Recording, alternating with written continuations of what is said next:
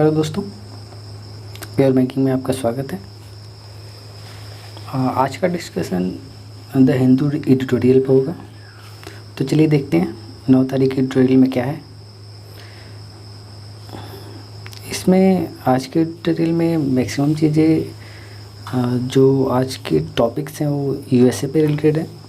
उसके इलेक्शन के बारे में, उसके इलेक्शन कमीशन के बारे में, या जो बाइडेन के बारे में, या डोनाल्ड ट्रंप की कंडीशंस क्या है उसके बारे में, या तो आप बोल सकते हो जो बाइडेन जो जीते हैं उसके पीछे जो मिडिल क्लास लोगों का हाथ है, यानी बैकवर्ड लोगों का हाथ है, उसके बारे में।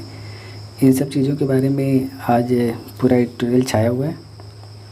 तो हम इन सब एडिटोरियल को एक साथ मिला के देखने की कोशिश करेंगे कि यूएसए का इलेक्शन कैसा रहा, उससे इंडिया को कितना फ़ायदा होने वाला है, और आगे हम दोनों के रिलेशन कैसे रहने वाले हैं। और इसमें मालदीव के बारे में भी है, तो हम मालदीव के बारे में थोड़ा बहुत जानेंगे। तो चलिए शुरू करते हैं। सबसे पहले जो टॉपिक लेते हैं वो इंडिया और बाइडेन है, इंडिया एंड बाइडेन। तो इसके साथ हम थोड़ा बहुत ये भी देखेंगे कि यूएसए की जो वोट हुआ उसमें वहाँ की जो बैकवर्ड लोग थे, यानी जो लोग जो पीछे छूट रहे थे, उनका क्या हाथ था। इन सबको एक साथ मिक्स करके देखेंगे। तो बाइडेन के बारे में जानने से पहले कि उनका इंडिया के साथ कैसा रिलेशन रहने वाला है, थोड़ा बहुत प्रेसिडेंशियल हिस्ट्री जानते हैं यूएसए की। तो सबसे पहले इसमें बोला हुआ है कि रिपब्लिकन साइड से ट्रंप ऐसे पहले प्रेसिडेंट हैं जो कि री-इलेक्शन को नहीं जीत पाए।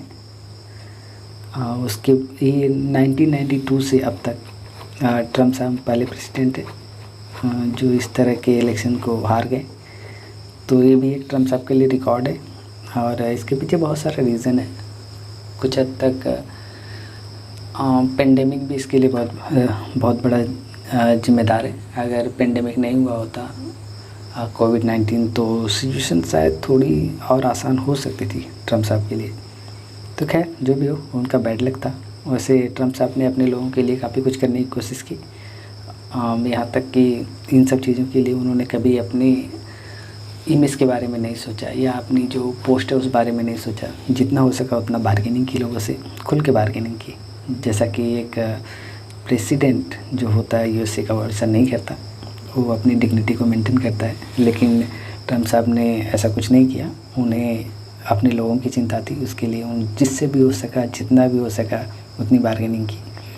और जहाँ भी वो घाटे में लग रहे थे, उनको लग रहा था कि यूएसए यहाँ पे नुकसान में, वहाँ से निकलने में भी नहीं हिचकिचाए। जहाँ भी लग रहा था कि हमारे ज़्यादा पैसे लग रहे हैं या हमारे ऊपर ज़्यादा बर्डन आ रहा है, वहाँ से वो निकल गए और दूसरों से इस बारे में खुल के बातें की कि हम ही क्यों कंट्रीब्यूट करें, क्यों नहीं आप कर रहे हो।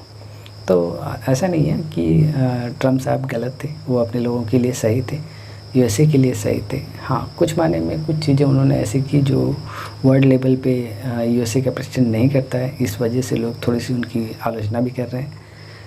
तो चलिए आगे देखते हैं क्या है इसमें। बोला जा रहा है कि बाइडेन के बारे में बोला जा रहा है कि अब जो भी हो, अब यूएसए की जो पॉलिसी होगी ज़्यादा कंसिस्टेंट होगी, यानी अप डाउन ज़्यादा नहीं होगी, एक साथ चलती रहेगी। अगर जो चल रही है वो चलेगी कुछ दिनों तक, और ये सब पूरी प्लानिंग के साथ होगी। ऐसा नहीं कि अचानक कोई आया और कोई डिसीजन ले लिया। जैसा कि ट्रंप साहब ने बहुत सारे डिसीजन लिए, और उनके बहुत सारे डिसीजन ट्वीट पे ही हो जाते थे, ट्वीट करके बोल देते थे मैं इससे बाहर आ रहा हूँ। तो अब ऐसा शायद नहीं होगा। अब उनकी पॉलिसी में कंसिस्टेंसी होगी और वो एक प्लान के साथ आगे बढ़ेंगे। तो बाइडेन साहब का ने प्रॉमिस किया था जब अपना कैंपेन कर रहे थे इलेक्शन का। तो ये राइटर का ऐसा मानना है कि अब जो पॉलिसी आएगी उसमें कंसिस्टेंसी रहेगी और कोई भी फैसले जल्दबाजी में नहीं लिए जाएंगे। न्यू दिल्ली प्रिपेयर कर रहा है कि वो जो नया एडमिनिस्ट्रेशन आएगा यूएसए का, उसके साथ कैसे डील करेगा। इसके लिए अब प्रिपरेशन शुरू हो चुकी है न्यू दिल्ली में। न्यू दिल्ली मेंटली प्रिपेयर हो चुका है। अब उसे पता चल गया है कि बाइडेन साहब आ रहे हैं। तो अब हमारे सारे जो आने वाले टॉक्स होंगे वो बाइडेन साहब के साथ ही होंगे फ्यूचर में। उसके लिए प्रिपरेशन शुरू है, न्यू दिल्ली ने कमर कस ली है।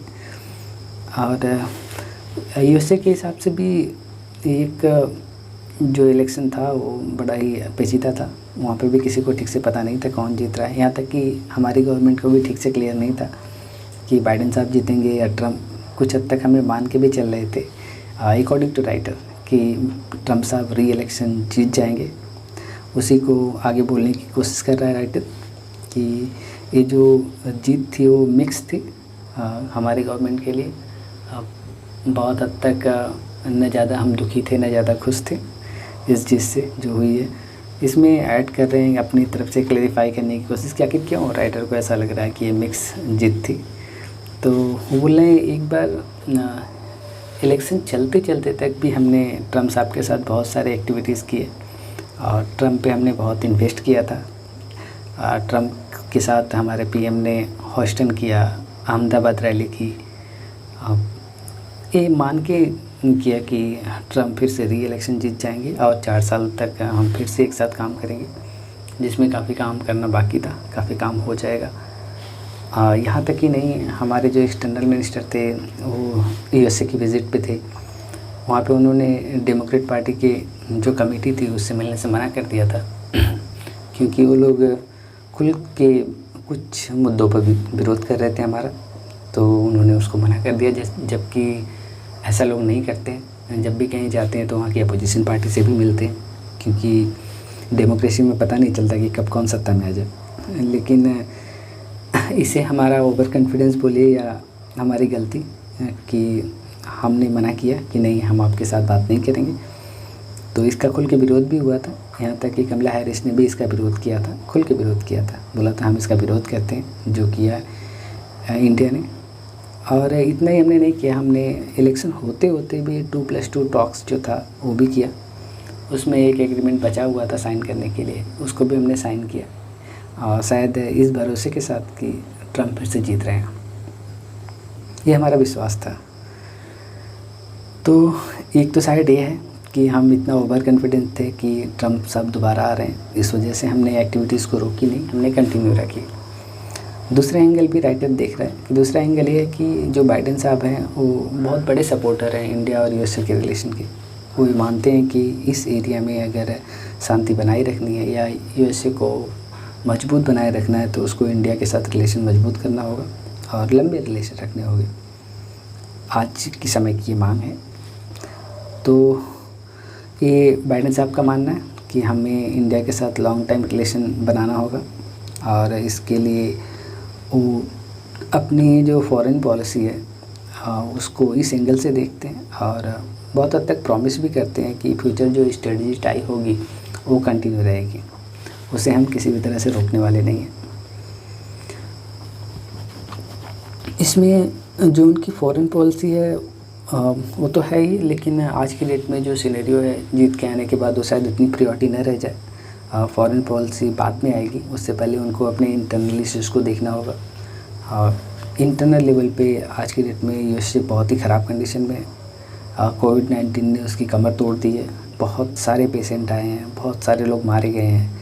तो बाइडेन साहब के लिए एक बहुत बड़ा चैलेंज होगा कि वो अपने जो इंटरनल कंडीशंस है उसको रीस्टोर करें और उससे पूरी तरह से बाहर आएँ उन प्रॉब्लमों से, ताकि वो बाहर की चीज़ों पे अपना ध्यान केंद्रित कर पाएँ। तो सबसे पहले उनको अपना इंटरनल इशू सॉर्ट आउट करना होगा और इसके लिए वो काम करेंगे। हाँ, इसमें बहुत सारी चीज़ें होंगी, बहुत सारे डिसीजंस हैं जो ट्रम्प साहब ने लिए हैं उसे वो रिवर्स भी करेंगे, क्योंकि बहुत सारी ऐसी पॉलिसीज़ थी रिपब्लिकन ने जो चलाई थी उसे डेमोक्रेट खुश नहीं थे। डेमोक्रेटों का मानना था कि ये गलत है। जैसे कोविड के बारे में ही था। कोविड के बारे में ट्रम्प साहब ने बोला कि हमें सोशल डिस्टेंसिंग, मास्क, ये सब की ज़्यादा ज़रूरत नहीं है। हाँ, जब उनको कोविड पॉजिटिव आया तब उन्होंने बोला कि मास्क लगाना चाहिए और हमें थोड़ा बहुत लॉकडाउन भी करना चाहिए, लेकिन वो बहुत देर हो गई थी तब तक। तो ये एक इशू हो सकता है। ऐसी बहुत सारी पॉलिसी हैं जो इंटरनल लेवल पे चलाई है ट्रम्प ने, उसको रिवर्स करेंगे या फिर एक्सटर्नल लेवल पे हर उस पॉलिसी को जो और बाइडेन साहब को लगेगा कि उनके खिलाफ़ है या इस देश के खिलाफ़ है या उनके देश के इंटरेस्ट के खिलाफ़ है, उसको रिवर्स ज़रूर करेंगे। ये क्लियर है, इसमें कोई डाउट नहीं। हाँ, अब रही इंडिया की बात, तो इंडिया के पर्सपेक्टिव से क्या हो सकता है, यूएसए का बहुत सारी चीज़ों में वापस आना, उससे इंडिया को क्या फ़ायदा हो सकता है, एक एक करके देखते हैं। पेरिस क्लाइमेटिक ऑर्डर, इसमें यूएसए फिर से अंदर आएगा। इससे ट्रम्प साहब बाहर आ गए थे। उनका मानना था कि क्लाइमेट चेंज नाम की कोई चीज़ नहीं होती, नेचर है, वो अपना काम करता रहता है। तो इसमें यूएसए फिर से अंदर आएगा जैसे बाइडेन साहब सत्ता संभालते हैं। तो इससे एनर्जी ट्रांसफॉर्मेशन के फील्ड में हमें हेल्प मिलेगी। हम solar energy, hydro power energy, जो बाकी सारी ऊर्जा है या जो नेचुरल सोर्स ऑफ एनर्जी है, इस पर हम ज़्यादा ध्यान कर पाएंगे। और इसमें हमें उम्मीद है कि हमें बाकी देशों से और हेल्प मिलेगी ताकि हम इस पर और ज़्यादा काम कर पाएँ। ये हमारे लिए एक फ़ायदे का सौदा है। ईरान न्यूक्लियर डील से बाहर आ गए थे ट्रम्प साहब। बाइडेन साहब आते ही फिर से उसे रिस्टोर करने की कोशिश करेंगे। इससे हमारे बहुत सारे प्रोजेक्ट हैं जो ईरान में रुके पड़े हैं, जिस पे यूएसए ने सैंक्शन लगा दिया है। तो जैसे वो इस डील को फिर से रिस्टोर करेंगे, वो सैंक्शन हट जाएगा और हमारी जो रीजनल कनेक्टिविटी है, जो ईरान के साथ अभी कुछ हद तक ठप पड़ी हुई है, उसे हम फिर से रिस्टोर कर पाएंगे। उसमें हमारा चाबहार पोर्ट भी है, जिसे हम डेवलप कर रहे थे। हाँ, वो बंद पड़ गया, उस पर काम बहुत हद तक रुका हुआ है। तो जैसे वो फिर से वापस आते हैं, हम फिर से इस पर काम करना शुरू करेंगे और जो हमने अभी तक इन्वेस्ट कर रखा है उसका शायद फ़ायदा हमें मिलने लगे। तो ये भी हमारे लिए एक अच्छा सौदा होगा जैसे ही यूएसए ईरान डील में फिर से अंदर आता है। और एक और इशू हो सकता है कि ट्रम्प साहब भी ऐसा मानते थे कि अफ़गानिस्तान से हमें निकलना चाहिए, और बाइडेन साहब का भी ये मानना है। उन्होंने भी अपनी पॉलिसी में, कल के आर्टिकल में हम डिस्कस कर रहे थे कि उन्होंने भी ओबामा सर को बोला था कि हमें एक प्लान बना के यूएसए से अपनी फ़ौज को बाहर निकालना है, अफ़गानिस्तान से अपनी ट्रूप्स को बाहर निकालना है। लेकिन उस समय ओबामा साहब ने उस बात को नहीं मानी। तो जब अभी खुद सत्ता में आए हैं और खुद प्रेसिडेंट है, तो हो सकता है कि अपने उस प्लान को ये फिर से इम्प्लीमेंट करने की कोशिश करें और एक स्ट्रेटजी के साथ वहाँ से अपने फोर्स को बाहर लेके आएँ। हाँ, इसमें थोड़ा सा हमें टेंशन हो सकती है कि यूएसए के बाहर आने से वहाँ पे टेररिस्ट एक्टिविटीज़ बढ़ेगी और जिसका कहीं ना कहीं इन्फ्लुएंस हमारे ऊपर भी होगा, हम भी इससे अफेक्टेड होंगे। तो एक थोड़ी सी चिंता की बात हो सकती है। और रही चाइना की बात, तो चाइना पे भी थोड़ा सा नरम होंगे बाइडेन साहब, उतने स्ट्रिक्ट नहीं होंगे जितना ट्रम्प हो गए थे अभी जाते जाते, तो थोड़ा नरम होंगे। हाँ, लेकिन वो जो पुश बैक की पॉलिसी है उसे मेंटेन करेंगे, चाइना को फ्री नहीं छोड़ेंगे। चाइना को ही काउंटर करने के लिए जब ओबामा साहब सत्ता में थे तो उन्होंने इंडिया के साथ टाई की थी और उस समय उन्होंने माना था, इसी डेमोक्रेट पार्टी ने माना था कि अगर हमें चाइना के साथ बैलेंस बनाना है तो इंडिया के साथ हमें स्ट्रेटजिक टाई करनी पड़ेगी, तभी हम चाइना को काउंटर कर पाएंगे। तो ये कंटिन्यू रहेगा, चाइना को पुश बैक करना कंटिन्यू रहेगा, लेकिन उतनी शक्ति के साथ नहीं जितनी शक्ति के साथ अभी ट्रम्प साहब कर रहे हैं। तो थोड़ी नरमी इसमें आ सकती है। और कुछ इश्यूज़ भी होंगे, ऐसा नहीं है कि बाइडेन साहब के इंडिया के साथ इश्यूज़ नहीं होंगे। कुछ हैं जो हमारे दुखती नस या कुछ हमारे बर्निंग इश्यूज़ हैं जिस पे यूएसए ने खुल के क्रिटिसिज्म किया था। तो जब बाइडेन साहब सत्ता में आएंगे तो इस पे भी बात होगी, इस पे कहीं ना कहीं बातें उठेंगी। यहाँ तक कि कैमला हैरिस ने भी इस बारे में काफ़ी कुछ बोला है। तो एक इशू होगा, इसमें है ह्यूमन राइट्स का इशू है, जम्मू कश्मीर का इशू है, सिटीजनशिप अमेंडमेंट एक्ट का इशू है। ये सारे इशूज़ हैं जो जिस पे यूएसए ने बोला था कि हम इससे काफ़ी डिसअपॉइंटेड हैं इस इलेक्शन में, बाइडेन की टीम ने बोला था।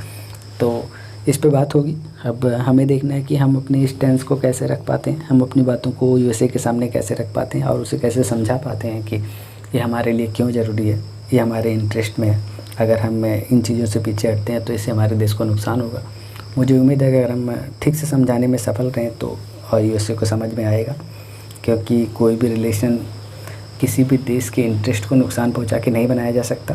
तो यूएसए इस चीज़ को समझेगा, जैसे ट्रम्प प्रशासन ने समझा वैसे ही अभी बाइडेन की जो टीम आएगी वो भी समझेगी। तो हमें निगोशिएट करना होगा चीज़ों पे और काफ़ी सख्ती के साथ निगोशिएट करना होगा, तभी हम अपनी बातों को ठीक से रख पाएंगे और हम एक म्यूचुअल अंडरस्टैंडिंग दोनों टीम में डेवलप कर पाएंगे। तो एक देखने वाला मुद्दा होगा कि इस पे हम कैसे बात करते हैं। कुछ बाइडेन साहब ने प्रॉमिस भी किया है अपने इलेक्शन में, कैंपेन जो चलाया था उसमें, कि हमारी जो लीडरशिप स्टाइल होगी वो काफ़ी मैच्योर्ड होगी, हम जल्दबाजी में कोई फ़ैसला नहीं करेंगे, हम बहुत ही सोच समझ के पूरी प्लानिंग के साथ और जो हमारी एक्सपीरियंस टीम होगी उससे डिस्कशन के बाद ही कोई डिसीजन लेंगे। ऐसा नहीं कि एक प्रेसिडेंट का ट्वीट आया और वो एग्जीक्यूट हो गया, ऐसा नहीं होगा। हर डिसीजन बहुत सोच समझ के लिया जाएगा, ये बाइडेन साहब का प्रॉमिस था, तो इसे वो ज़रूर निभाएंगे, क्योंकि यूएसए का अपना रिकॉर्ड रहा है कि वो ऐसे ही हवा में तीर नहीं मारते, वो बहुत ही सोच समझ के लेते हैं, और इस वजह से उनकी पूरे विश्व में इमेज है जो थोड़ी हद तक धूमिल हुई है ट्रम्प साहब के आने के बाद। तो इसे फिर से रीस्टोर करने की कोशिश बाइडेन की टीम करेगी। आगे उन्होंने ये भी माना कि जो यूएस ट्रेडिशनल ट्रांस अटलांटिक या ट्रांस पैसिफिक अलायंस है, इसे वो मजबूत बनाएंगे। ये दोनों यूएसए के फेवर में है और इससे पूरे विश्व को फ़ायदा है, तो इस पे वो काम करते रहेंगे। ट्रम्प साहब का बहुत सारा मूव था, अचानक लिया हुआ डिसीजन था, जिसमें था India's GSP, generalise system of preferences, इससे इंडिया को बाहर कर दिया गया। तो एक अचानक सडन लिया हुआ मूव था। तो इस तरह की चीज़ें बाइडेन साहब के साथ नहीं होगी। बाइडेन साहब काफ़ी सोच बूझ के और काफ़ी कंसिस्टेंसी के साथ काम करेंगे, तो चीज़ें इस तरह से नहीं घटेंगी जैसे ट्रम्प साहब के साथ घट रही थी। कोई भी चीज़ें जल्दबाजी में नहीं किया जाएगा।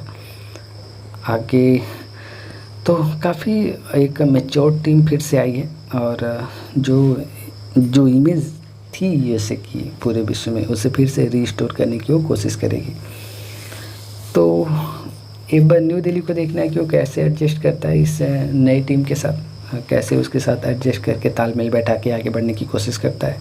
और हम पूरी तरह से तैयार हैं बाइडेन की टीम का वेलकम करने के लिए, और पूरी एनर्जी के साथ हम अपने रिलेशन को रीस्टोर करना चाहते हैं यूएसए के साथ। और आने वाले दिनों में इस विश्व में शांति बनाने के लिए जो कुछ भी हो सकेगा, या आप बोल सकते हो कि इस एरिया में बैलेंस बनाने के लिए जो कुछ भी हो सकेगा, हम उसे करने की कोशिश करेंगे। इसमें राइटर ने एक लाइन जोड़ी है कि leading not by the example of power but by the power of example. अपने शक्ति के उदाहरण से नहीं बल्कि उदाहरण की शक्ति से यूएसए के को ये प्रूव करना होगा कि वो एक सुपर पावर है और आगे भी रहेगा। तो एक एग्ज़ाम्पल पेश करना होगा उसे इस विश्व के सामने कि वो क्यों सुपर पावर है और क्यों दुनिया उसे सुपर पावर मानती है। और ये अपना शक्ति दिखा के नहीं, शक्ति से शायद चीज़ें ज़्यादा दिन तक नहीं दिखाई जा सकती, एक एग्ज़ाम्पल की शक्ति दिखानी होगी। एक ऐसा एग्ज़ाम्पल पेश करना होगा कि लोग उसे माने और इस दुनिया में शांति बनी रहे। तो ये रहा बाइडेन और इंडिया। मुझे उम्मीद है कि काफ़ी कुछ मैं समझा पाया हूँ आपको। एक और इस तरह का आर्टिकल देखते हैं, ये भी काफ़ी इम्पोर्टेंट आर्टिकल है हमारे एंगल से। ये है strategic comfort with the Maldives. तो मालदीव के साथ हमारे क्या प्लान है, हम कैसे मालदीव को देखते हैं, या हम पहले से मालदीव को कैसे देखते आए हैं, इस चीज़ को राइटर कवर करने की कोशिश कर रहा है इसमें। तो राइटर ने बोला है कि अभी कुछ दिनों से इंडिया आउट का प्रोटेस्ट चल रहा है मालदीव में, और इस वजह से थोड़े इश्यूज़ हो रहे हैं। लेकिन इंडिया का जो पॉलिसी है, इंडिया की पॉलिसी बहुत हद तक क्लियर है मालदीव को लेके, कि वहाँ की जो सोली गवर्नमेंट है उसको इंडिया सपोर्ट करता रहेगा, वो उसकी प्रायोरिटी रहेगी, क्योंकि वो हम कुछ हद तक हमारे फेवर में, उससे हमारा इंटरेस्ट बना हुआ है। तो हमारी पॉलिसी में वो प्रायोरिटी हो सकता है, हम उस पर काम करते रहेंगे, ये इंडिया ने क्लियर किया है। अभी हमारे फॉरेन सेक्रेटरी हर्षवर्धन श्रृंगला साहब की विज़िट है मालदीव में, तो उसको लेके ही ये पूरा आर्टिकल, उसको बेस बना के पूरा आर्टिकल लिखा गया है। इसमें राइटर ने बोलने की कोशिश की है कि जो हमारे श्रृंगला साहब की विज़िट है उसको ध्यान में रख के हमें अपने बायलैटरल रिलेशंस को और मजबूत करने हैं। और उनके जाने के बाद एक अच्छा प्लेटफॉर्म बनाना है, ताकि हमारा जो रिलेशन है, जो थोड़े बहुत वहाँ पे हमारे अगेंस्ट में आवाज़ें उठने लगी हैं, उसे दबाया जा सके और हमारे रिलेशन को और एक नई दिशा दी जा सके, जिससे मालदीव का भी इंटरेस्ट जुड़ा हुआ है और वहाँ पे शांति बनी रहे। तो उन्होंने बोला है कि जो वहाँ के प्रेसिडेंट इब्राहिम सोहेल, उनके साथ हमारे बायलैटरल कोऑपरेशन काफ़ी मजबूत है, इकोनॉमिक फ्रंट से भी और ऐसे भी। तो ये हमारे पीएम की इच्छा थी कि जो उन्होंने नेबरहुड फर्स्ट की जो पॉलिसी अपनाई थी, उसका एक बहुत अच्छा एग्जांपल है कि हमने एक एग्जांपल सेट किया है कि देखो हम मालदीव के साथ जो नेबरहुड फर्स्ट की जो हमारी पॉलिसी है, यानी हम सबसे पहले पड़ोसियों पे ध्यान देंगे, उसका एक जीता जागता एग्जांपल मालदीव है, जिस पे हमने काफ़ी ध्यान दिया है और बहुत हद तक उसे अपनी फॉरेन पॉलिसी में प्रायोरिटी दी है। राइटर उसी को कवर करने की कोशिश कर रहे हैं, तो इसमें कुछ पॉइंट भी वो रख रहे हैं अपनी बातों को रखने के लिए। तो उसे देखते हैं आखिर वो क्यों ऐसा बोल रहे हैं कि हमने नेबरहुड फर्स्ट की पॉलिसी को ढंग से एक्टिवेट किया है और इसे एक मॉडल की तरह पेश किया है पूरे विश्व के सामने। तो उसमें वो दिखा रहे हैं कि इंडिया और जो मालदीव के रिलेशन है वो सदियों पुराने हैं, वो आज के नहीं है। ऐसा नहीं कि 2 दिन में हो गया, ये बहुत पुराने रिलेशन हमारे हैं। इसमें टेक्नोलॉजी को भी ले लीजिए, टेक्नोलॉजी की वजह से हमारे कॉन्टेक्ट बढ़े हैं, हम डेली लाइफ में अपनी बातों को ढंग से रख पाते हैं, एक दूसरे के साथ अपने कॉन्टेक्ट को एक्सचेंज कर पाते हैं। तो इसमें टेक्नोलॉजी का बहुत बड़ा हाथ है। हम आज बेहतर ढंग से मालदीव से जुड़ पाए।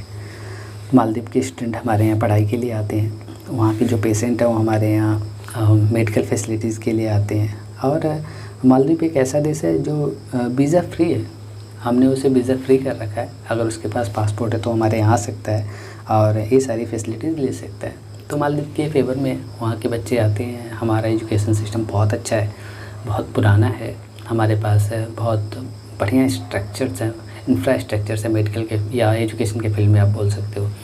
तो हायर एजुकेशन के लिए मालदीव के लोग हमारे पास आते हैं और उन्हें उनका कोटा भी मिलता है, एक प्रायोरिटी दी जाती है हमारे फॉरेनर्स को कि वो आएँ और यहाँ से एजुकेशन लेके जाएँ। इससे हमारे रिलेशन भी अच्छे होते हैं, क्योंकि जब कोई यहाँ पे आके यहाँ से एजुकेशन लेके जाता है तो वो हमारे कल्चर को ढंग से समझ पाता है और एक जो लगाव होता है उस देश से वो उनका बना रहता है।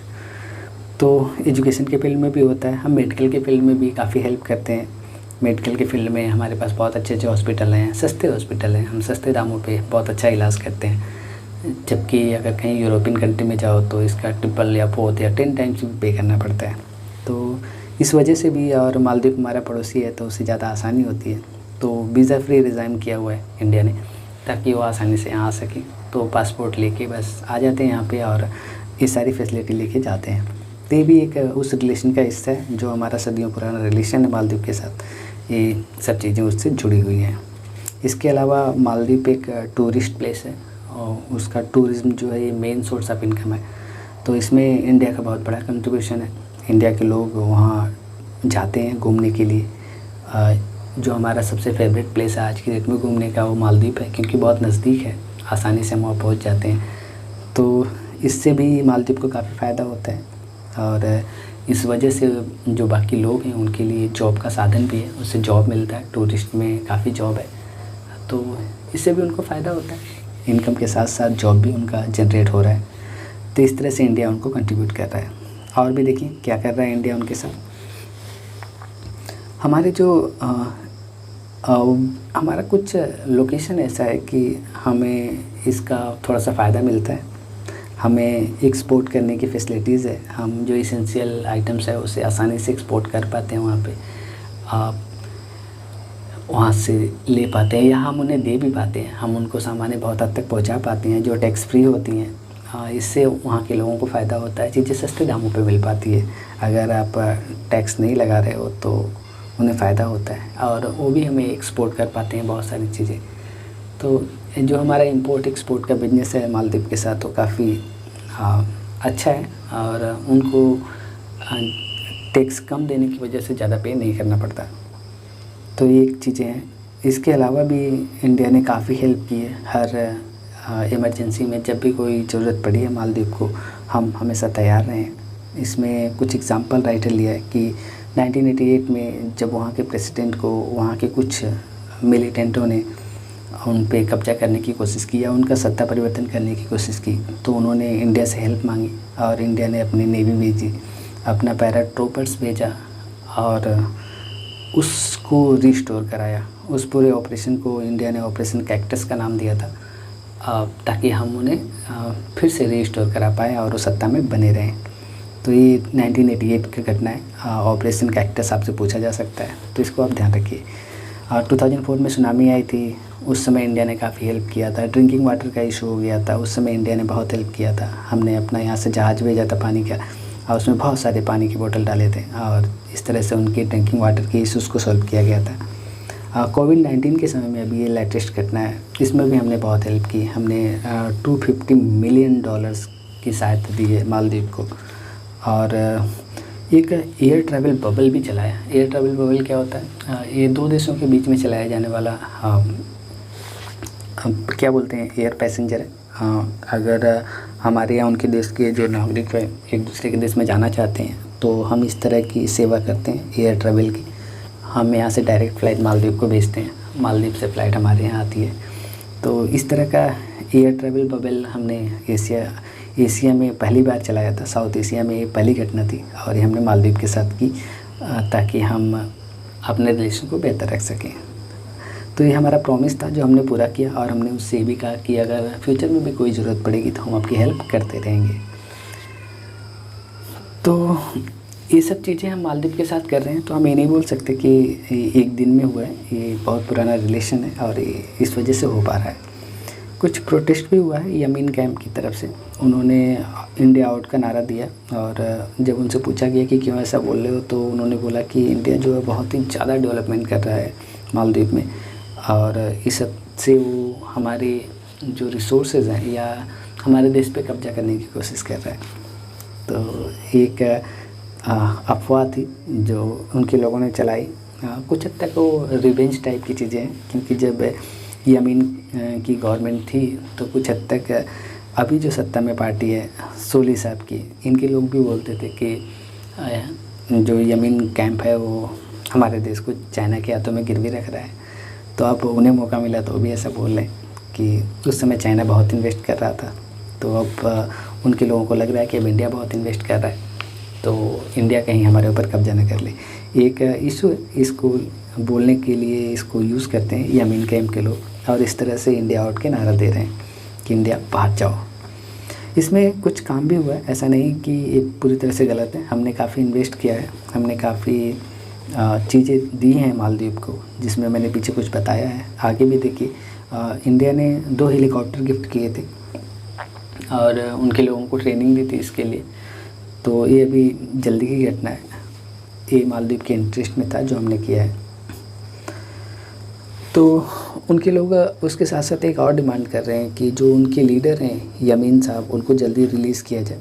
उनको 5 साल की जेल हुई है मनी लॉन्ड्रिंग के केस में, उनके ऊपर मनी लॉन्ड्रिंग का केस लगा और 5 साल के लिए जेल में डाल दिया गया। तो उनके लोग चाहते हैं कि उनको जल्दी से रिलीज़ किया जाए और ये भी एक जो प्रोटेस्ट है इसका इशू है। वहाँ के जो लोग हैं कुछ अपोजिशन के, वो लोग पूछते हैं सोली गवर्नमेंट से कि आप अपने जो एसेट्स हैं वो फॉरेनर्स को बेचना बंद करिए। फॉरेनर से उनका सेंस इंडिया से, क्या आप अपने एसेट्स इंडिया को बेच रहे हो जो ठीक नहीं है। तो इस तरह की भी बातें उठती हैं इस प्रोटेस्ट में। मिस्टर जो यमीन है वो चाइना की तरफ थोड़े झुके हुए थे। जब वो सत्ता में थे तो उनका झुकाव चाइना की तरफ था, इस वजह से चाइना ने बहुत ज़्यादा लोन दे दिया था और कुछ हद तक डेट ट्रैप में वो फंसते हुए दिख रहे थे, जैसा कि श्रीलंका ऑलरेडी फंसा हुआ है हम्बनटोटा में। तो उनका झुकाव चाइना की तरफ था और इस वजह से उनके लोग अभी की गवर्नमेंट से थोड़े दुखी हैं, क्योंकि जो अभी की जो गवर्नमेंट है इसका झुकाव इंडिया की तरफ है। ये उस तरह से इन तीनों के बीच में जो क्या बोलते हैं कि जैसा कि नेपाल करता है कभी कभी कि जब इंडिया से उसको नुकसान होता है चाइना की तरफ टिल्ट कर जाता है और जब चाइना से नुकसान होता है तो इंडिया की तरफ टिल्ट कर जाता है। तो इस तरह की चीज़ें सोली साहब नहीं कर रहे हैं, उनका स्ट्रेट फॉरवर्ड इंडिया के तरफ झुकाव है। इससे हमारे स्ट्रेटजिक जो कंफर्ट है वो बने हुए हैं। हमें इस बात की टेंशन नहीं कि चाइना हमारे एकदम नीचे आके बैठा हुआ है, यानी हमारे बगल में आके बैठ गया है। तो हम थोड़े सेफ़ हैं और इस वजह से हम भी सोली एडमिनिस्ट्रेशन को सपोर्ट करते हैं ताकि हमारा इंटरेस्ट बना रहे। तो इंडिया की ये प्रायोरिटी होगी कि ये जो गवर्नमेंट है लंबे समय तक बनी रहे, क्योंकि इससे हमारी जो इंडिया की जो नेबरहुड पॉलिसी है ये भी कुछ हद तक फुलफ़िल होती है, तो हम इसे बनाए रखेंगे। अभी जो हमारे फॉरेन सेक्रेटरी हैं इनकी जो विज़िट होने वाली है, इसके लिए माहौल तैयार किया जा रहा है ताकि हम जो हमारे रिलेशन है इसको और ऊंचाई पे ले जा सकें और मालदीव के साथ हमारा रिलेशन और बेहतर हो सके। तो देखते हैं इनकी विज़िट के बाद क्या कुछ निकल के आता है और हम इस रिलेशन को और क्या ऊंचाई दे पाते हैं, ये देखने वाली बात होगी। तो आज के ट्यूटोरियल में इतना ही। ये दो काफ़ी इम्पोर्टेंट ट्यूटोरियल का हिस्सा था जिसे मुझे लगा कि आपके साथ डिस्कस करना चाहिए, क्योंकि इन दोनों चीज़ों का इफ़ेक्ट हमारी फॉरेन पॉलिसी पे पड़ेगा और इससे हमारी फॉरेन पॉलिसी अफेक्टेड या इफ़ेक्टेड जो बोल सकते हो ये होने वाली है। तो देखते हैं आगे क्या होता है। तो आज की ट्यूटोरियल में इतना ही। Thank you very much.